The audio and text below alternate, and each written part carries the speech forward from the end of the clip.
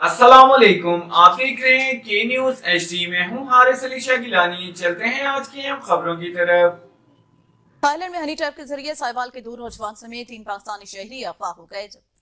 इस्मान अमीन, मोहम्मद अहमद और तजम्मुल शहजाद जिनमें शामिल है। थाईलैंड की लड़कियों ने टिकट भेजी। 26 मई को लाहौर एयरपोर्ट से रवाना होने के बाद नौजवानों को बादशाह म्यांमार मुंतकिल करके अगवा कर लिया गया।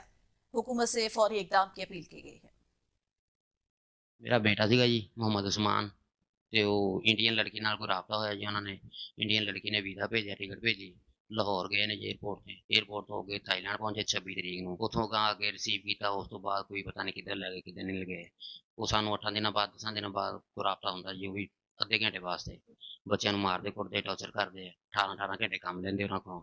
ਉਹ ਵਾਪਸ ਜਾਣਾ ਚਾਹੁੰਦੇ ਤੇ ਉਹ ਕਹਿੰਦੇ ਜੀ ਸਾਨੂੰ ਤਿੰਨਾਂ ਬੰਦਿਆਂ ਦਾ 1 ਕਰੋੜ ਰੁਪਈਆ ਦੇ ਦਿਓ ਤੇ ਵਾਪਸ ਚਲ ਜਾਓ। ਤੇ ਅਸੀਂ ਤੇ ਮਾੜੇ ਬੰਦੇ ਹਾਂ ਜੀ, ਕਿੱਥੇ ਕੀ ਕਰ ਸਕਦੇ ਹਾਂ।